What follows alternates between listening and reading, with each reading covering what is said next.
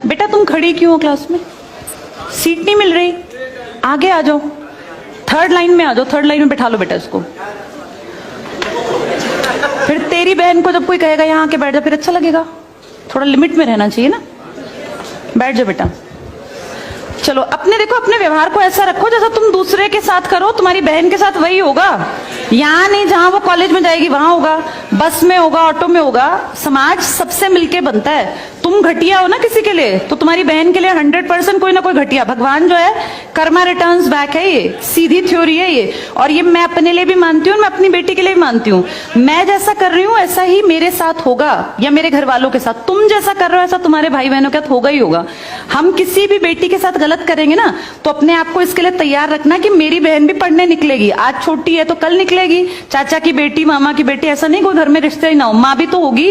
जैसा तुम कर रहे हो ऐसा तुम्हारी माँ के साथ जरूर घटित हुआ होगा। अब तुम कर रहे हो। बड़े अच्छे कई एड्स हैं, उसमें एक जवान लड़का ना सीटी बजा रहा होता है, तो उसकी माँ, देखा तुम लोगों ने वो, उसकी माँ कहती है बेटा मत कर। तुम्हारी उम्र का था वो लड़का, उसकी माँ लगा लो मेरी एज की मुझसे 2-4 साल बड़ी होगी, क्योंकि जो बच्चे 20 के हैं उनके माँ 40-45, उनकी माँ 45 साल तक की होती हैं।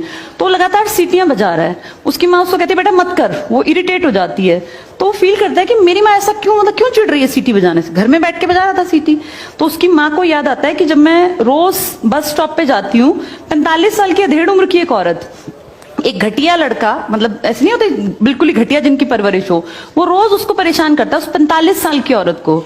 तो उसको फिर फील होता है कि ये मेरा बेटा जो हरकत कर रहा है ये उस लड़के से मेल खाती है। बहुत अच्छा ऐड है, उसका एसेंस बहुत अच्छा निकल के आता है कि एक्सप्लॉयटेशन सिर्फ जवान लड़कियों का नहीं होता। आप गलत कर रहे हो ना, कोई आपकी माँ के साथ, आपकी बहन के साथ कहीं ना कहीं कोई गलत करेगा फिर। इसलिए समाज को अच्छा बनाओ, क्लास को ऐसा बनाओ, कोई लड़की वहां से अगर आ रही है और तुम कह रहे हो यहाँ आ जा, तो ये ठीक है। ये अपने आप सोच के देखो, ये हमारी परवरिश को भी दिखाता है कि हमारी परवरिश कैसी माँ ने की है।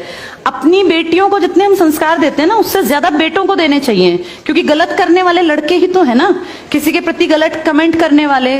ये ठीक नहीं होता।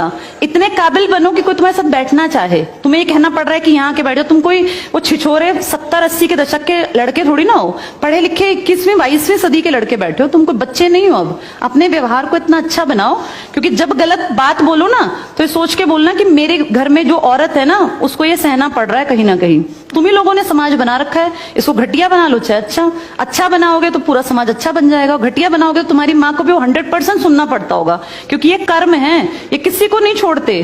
तुम सबको 4 दीवारी में नहीं रख पाओगे। तुम्हारी माँ को भी कहीं ना कहीं बाहर निकलना पड़ता है, चाहे वो मार्केट सब्जी लेने जाती हो, गाँव में रहते हो तो गली में तो निकलती है ना, उसको भी सुनना पड़ता होगा, क्योंकि समाज बनाने वाले तुम ही लोग हो।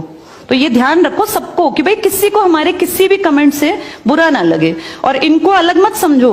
जैसे तुम्हारी बहनें ऐसी ये हैं, पसंद आना कोई अलग बात होती है, पर व्यवहार अच्छा रखना चाहिए। तुम्हारी परवरिश अच्छी माने की है, कम से कम ये दिखा के चलना।